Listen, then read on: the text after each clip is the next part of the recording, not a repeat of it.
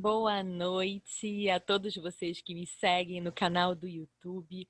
Boa noite a vocês que me seguem pelo Facebook, né? Para quem não me segue no YouTube, meu canal é Viviane Vete Dermato.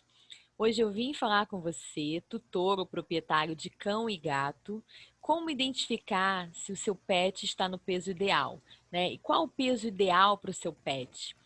Então, antes da gente pensar em saber qual o peso ideal para o nosso cachorrinho, para o nosso gatinho, nós precisamos entender que ele precisa de uma ração ou uma alimentação balanceada, seja uma alimentação natural balanceada por um nutricionista com suplemento alimentar, né, com suplemento de vitaminas, ou uma ração ideal indicada por um médico veterinário específica para seu pet.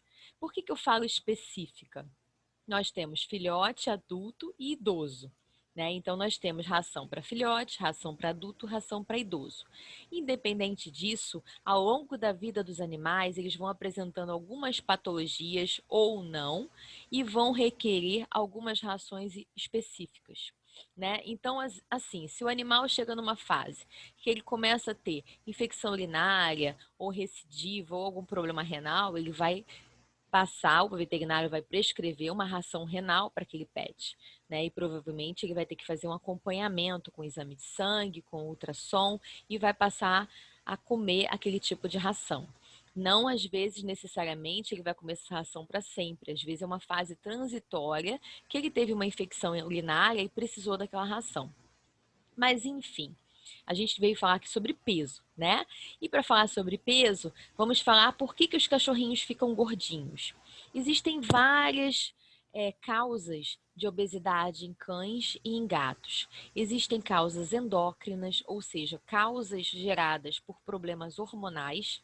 Esses problemas hormonais eles podem vir desde cedo ou podem ser adquiridos com o tempo. Né? Então, o animal ele pode ter uma doença endócrina congênita, ou seja, de família, ou ele pode adquirir uma doença endócrina com a idade, um hipotiroidismo, um hiperadrenocorticismo, ou ter uma diabetes mellitus, alguma coisa que gerou aquela obesidade. Né? Numa diabetes, no caso animal, às vezes engorda para depois emagrecer. Né? No hiperadreno, às vezes ele engorda em função de fármacos que ele ministrou, né? Ou por uma hiperplasia do órgão, ou por alguma coisa a nível de pituitária. Então, assim, sempre tem uma causa. Né? E assim, existe a causa alimentar, ou seja, você que gosta de dar aquele famoso pãozinho, biscoitinho, tá comendo alguma coisa, joga pro cachorrinho. Se o cachorrinho tiver tendência a ter obesidade, ele vai engordar com esses petisquinhos também. Né? Aquele cachorrinho que come mais petisquinho do que ele precisa, né? Então, assim, em casa, vamos falar de uma forma bem prática. Em casa, como é que você identifica quando o seu cachorrinho está fora do peso? Eu costumo dizer para os meus clientes que eles precisam olhar o cachorrinho de cima para baixo. Então, assim, quando você vê o pet de cima para baixo, eu vou desenhar aqui, gente, mas assim, eu não sei desenhar muito cachorro, nem gato, né? Mas assim, só para vocês entenderem a grosso modo de como vocês identificam olhando de cima para baixo se o seu cachorrinho está um pouquinho fora do peso. Aqui está a cabecinha, a orelhinha, aqui está o corpo, né? E as patinhas. E aqui está a cauda. Né? Isso aqui no caso de um gatinho. Quando ele está retinho assim, significa que ele está entrando em sobrepeso.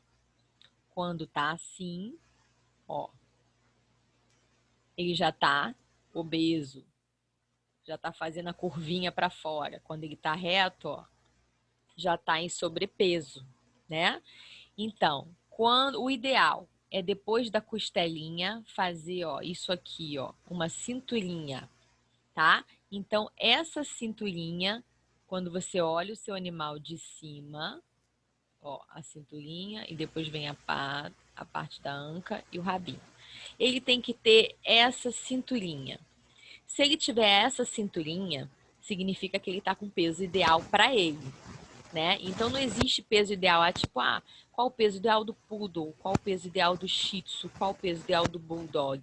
Vai depender do porte, né? Porque existe bulldog, por exemplo, vamos falar do bulldog francês. O bulldog francês tem o pequenininho, tem o médio e tem um bulldog grande, né? Então, Bulldog francês tem várias linhagens, assim como Rottweiler, você vê às vezes Rottweiler adulto de um tamanho, Rottweiler adulto de outro tamanho. Golden, a mesma coisa. Então, depende muito da linhagem, do canil daquele animal, da procedência dele. Então, independente disso, essa é a forma mais fácil de você identificar se o animal está sobrepeso. Então, se ele não tiver essa cinturinha, ele tiver retinho, né, significa que ele já está começando um sobrepeso. E se ele tiver com a curvinha para fora, assim, ó, bauladinho, significa que ele já está obeso. E aí, o que você tem que fazer num caso desse? Meu animal está fora do peso, né? Ou então ele está entrando numa fase que ele pode virar a ficar gordinho a qualquer momento. O que você pode fazer? Você pode pedir para o veterinário fazer um lipidograma. O que é o lipidograma? Ele vai avaliar colesterol, taxa de glicerídeo, avaliar se aquela alimentação daquele animal é uma alimentação boa, rica em fibras, né? Se é uma alimentação que tem alta digestibilidade, seja alimentação natural AN ou seja ração. Então, o veterinário ele é capaz de pedir exames específicos para saber em que fase que o animal está de saúde, tá? Porque a fase a gente já sabe que já está entrando em sobrepeso. Aquilo é uma doença endócrina ou é simplesmente uma taxa de gordura aumentada, um colesterol alto? Né, que a gente pode corrigir com remédio, com ração, com dieta, com exercício, né? Então também é importante saber se as articulações dele estão legais, né? Porque quando o animal vai ficando com sobrepeso, começa a pesar as articulações, então ele começa a ficar mais cansado, dificuldade para subir escada, dificuldade para caminhar, e aí já começa a ficar intolerante ao exercício. Então tem várias coisas que tanto afetam a gente como os animais também, tanto cães como gatos, né? Os felinos, às vezes por eles serem mais dentro de casa, sedentários, eu digo felinos que moram em casa fechada, apartamento ou casa telada, né? Então são animais que a gente tem que produzir atividade para eles não ficarem tanto sedentários. Então, para felino, você pode comprar arranhador, você pode comprar aquelas casas de 3 andares com cobertura, você pode, se você não tiver condição de comprar aquela casa de 3 andares, você pode botar prateleiras, que sai barato, né? Você bota prateleiras e um tapetinho para ele não escorregar na prateleira, nas alturas. Você pode fazer uma escadinha de prateleiras que sai bem em conta e ele vai ter uma atividade para brincar.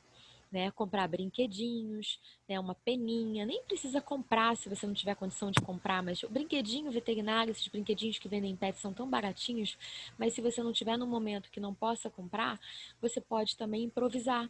Você pega uma fita, amarra num bastãozinho e brinca com fita, brinca com caneta. Felino adora brincar com qualquer coisa.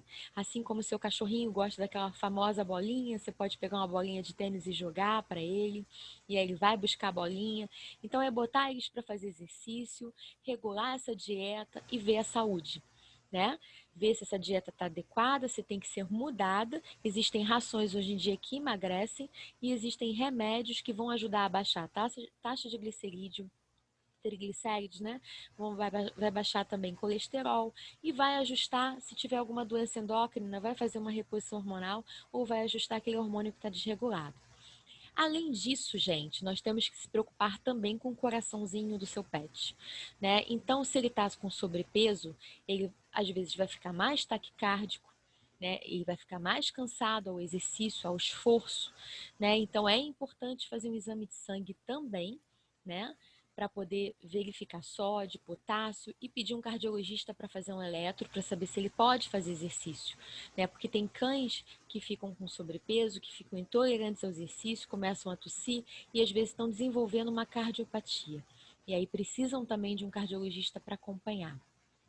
Doenças endócrinas em geral, a gente sempre vai ver alguma alteração nos pelos também. Então, queda de pelo, pelagem embaçada ou rarefação pilosa. O que é rarefação pilosa? Umas falhas na pelagem também podem indicar que o seu animal está com algum problema endócrino ou algum problema sistêmico também. Então, é importante investigar. Então, eu, como dermatologista, atendo vários animais que chegam para mim para ver a pele e quando eu vou ver estão com problemas sistêmicos, né? Ou estão com sobrepeso, ou estão com uma endocrinopatia, ou estão com alguma doença sistêmica que gerou aquele problema dermatológico. Então, às vezes, o problema dermatológico foi apenas um sinal de alerta para dizer que tinha alguma coisa errada com aquele pet, com aquele cão, com aquele gato. Então, é sempre importante investigar, diagnosticar e tratar da melhor forma possível, né? Então, se tiver que trocar dieta, troca, mas sempre com responsabilidade. Você não vai chegar no pet e vai sair procurando qualquer dieta. Você tem que ter uma orientação médica veterinária, tá? Se você gostou desse tema, se tem alguma coisa a acrescentar, coloca aqui nos comentários. Se gostou, dá uma curtida, compartilha com os amigos, tá bom? Eu vou deixar disponível e público no YouTube e no Facebook para você. Um beijo e até a próxima transmissão. Tchau, tchau!